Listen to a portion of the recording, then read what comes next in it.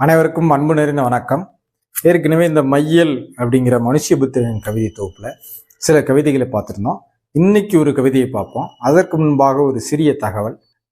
புத்தக வாசிப்பு அனுபவம் மூளை எப்படி ஏற்றுக்குது அப்படின்னா, நிஜத்தில் அது நிகழ்வதையும் வாசிப்பின் அனுபவத்தின் மூலமாக நிகழ்வதையும் சமமாக பாவித்து மூளை மகிழ்ச்சியோ சோகத்தையோ கோபத்தையோ எல்லாத்தையும் ஏற்றுக்கிறது அப்படின்னு சொல்லி சொல்றாங்க.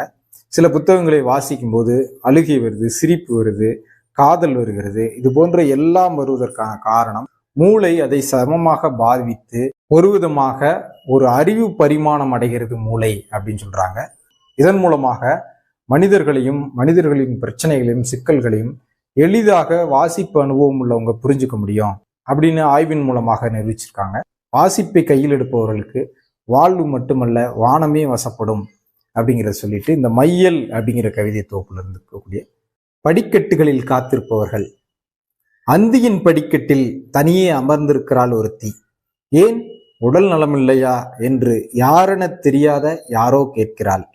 அவள் கண்களில் நீர் தழும்பி விட்டது. எப்படி சொல்வாள் இந்த ஒரு வாக்கியத்திற்காகவே அவள் நாள் முழுக்க காத்திருந்தாள் என்று? எப்படி சொல்வாள் இந்த ஒரு வாக்கியத்திற்காகவே அவள் நாள் முழுக்க காத்திருந்தாள் என்று? இல்லை என்று பதட்டமாக தலையாட்டிவிட்டு வேகமாக படிக்கட்டில் இறங்கி சென்றாள் அப்படின்னு ஒரு கவிதை. இந்த கவிதை இரவுக்கு கைகள் இல்லை அப்படிங்கிற கவிஞர் மனுஷபுத்திரனின் கவிதை தொகுப்பிலிருந்து எடுத்த கவிதை. இந்த கவிதை என்ன சொல்ல வருது அப்படின்னா, தனிமையில் அமர்ந்திருக்கக்கூடிய ஆணோ பெண்ணோ ஒரு வார்த்தைக்காக காத்திருந்து இந்த வார்த்தை கேட்டவுடன் அவங்க இயல்பு வாழ்க்கைக்கு திரும்பி விடுவார்கள் அப்படிங்கிறத சொல்ல வருது. பல பேர் வார்த்தையால் பிரிந்து வார்த்தையால் தான் ஒன்று செய்யும். தீமையை கன நேரத்தில் நன்மையாக மாற்றக்கூடிய ஆற்றல் வார்த்தைக்கு உண்டு அப்படின்னு சொல்லுவாங்க. வார்த்தை அவ்வளவு முக்கியமானது, வலிமையானது.